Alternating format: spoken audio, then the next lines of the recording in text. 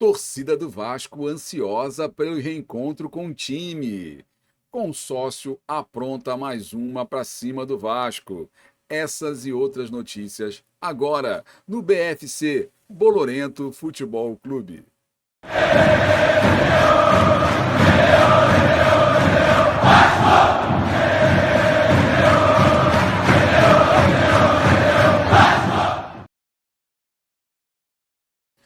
Olá Vascaíno, olá Vascaína, sejam todos muito bem-vindos. Eu sou Adailton Senna, mais conhecido como Dadá, e você está no Bolorento Futebol Clube, um canal de notícias do Vasco. E hoje, véspera de um grande jogo, amanhã às 11 horas da manhã, o reencontro da torcida Cruz Maltina com o seu clube. Quase um mês depois, ou mais de um mês depois, ansiedade tomando conta de todos nós. Eu estarei lá no Maraca para ver essa festa que vai começar um pouco mais cedo, vai começar por volta de 9h30, com a apresentação oficial, não oficial, mas a apresentação para a torcida do Payet, que promete muita surpresa. Já sabemos que vai ter, de repente, a presença do Rodrigo Dinamite entregando a camisa para o Payet, talvez a neta do Roberto faça a entrega da camisa para o Payet. A staff, o marketing do Vasco está preparando várias ações aí, surpresa, para surpreender o torcedor, e está pedindo para o torcedor chegar mais cedo ao estádio, porque às 9h30 começa essa apresentação do Payet para a torcida. Então, se você vai ao Maracanã amanhã, acorde mais cedo, vá mais cedo, porque provavelmente a torcida vai querer ir mais cedo, e aí para parar carro, para chegar até ao estádio, pode ser que esteja ali um pouquinho mais engarrafado do que o habitual no horário, por conta desse pedido da diretoria do Vasco para que a torcida chegasse, até para que a festa fique bonita, né? Porque se chegar lá 9h30 e o estádio estiver vazio, vai ficar uma coisa meio sem sentido. Então acredito que o apelo feito pelo Vasco vai ser atendido pela torcida.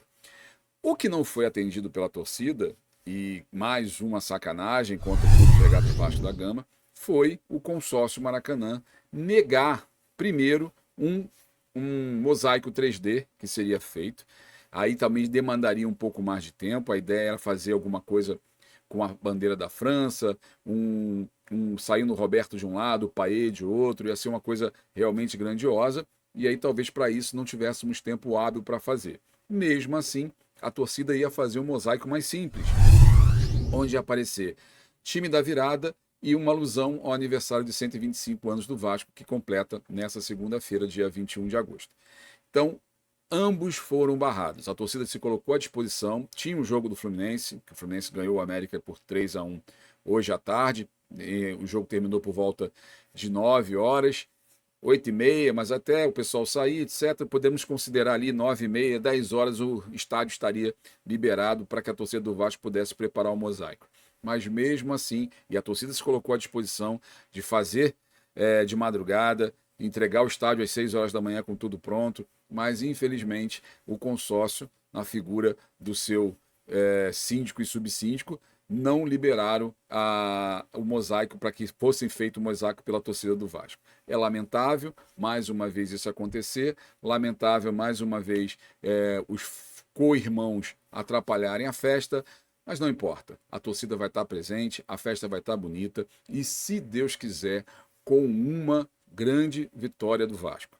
Lembre-se, temos um jogo pela frente, um jogo difícil, um jogo contra o Atlético Mineiro que não vai ser fácil, mas precisamos muito desses 3 pontos.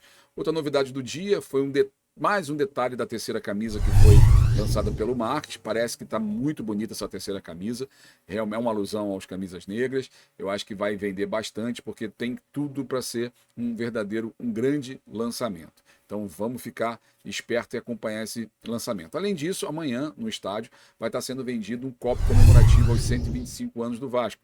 Então você vascaíno que for ao estádio, já leva uma graninha, geralmente é em torno de R$ 20, para poder dar aquela valorizada, comprar o copo, levar para casa um copo maneiro e contribuir com o clube também, por que não? Beleza? Bom, vamos falar um pouquinho do jogo. O Vasco amanhã provavelmente vai vir com a seguinte escalação, tá aí na tela para você. Léo Jardim no gol, Robson Bambu, Medel, Léo e Lucas Piton vão fazer a linha de zaga. No meio de campo teremos Zé Gabriel, Praxedes, Paulinho E na frente, Gabriel Peck, Serginho e Verratti. Essa é a provável escalação do técnico Ramon Dias, que não virá para o jogo, está suspenso. Infelizmente não vai ver o reencontro da torcida com o time, mas provavelmente vai estar se comunicando com o Emiliano para, ao longo do jogo, fazer as suas substituições e dar os seus palpites no decorrer da partida. Os desfalques do Vasco para o jogo de amanhã. O Orediano, que está suspenso pelo terceiro cartão amarelo. O Paê, obviamente, ainda não foi inscrito, não poderia jogar. E o Deluca, que está em recuperação de uma cirurgia. Então, esses seriam os desfalques para o jogo de amanhã. Pendurados, nós temos o Léo Jardim, goleiro, o Léo zagueiro, Jair, Matheus Carvalho, Figueiredo, Rayan e Zé Gabriel. Esses seriam os jogadores pendurados. Para o lado do Atlético, provável escalação do técnico Luiz Felipe Scolari será Everson no gol, Saraiva, Lemos, Gemerson e Arana, Otávio, Bataglia e Igor Gomes, Patrick ou Pedrinho, Paulinho e Hulk. Então a gente tem aí a volta, o reencontro do Paulinho, nosso cria, com o time do Vasco, com a torcida do Vasco. Vamos ver também como é que a torcida vai reagir à presença do Paulinho em campo. Espero que de forma ordeira e carinhosa, até porque o Paulinho é um cria. E temos aí o Hulk, né, que é um jogador que realmente faz a diferença no time do Atlético. O time do Atlético vem jogando bem, levou um tempo com o Filipão sem vencer partidas, empatando muito, perdendo algumas, mas o time vem apresentando evolução. Esperamos que isso não aconteça amanhã. Temos que entrar com faca nos dentes, porque a gente vai precisar superar todas as nossas adversidades e conquistar esses 3 pontos a todo custo.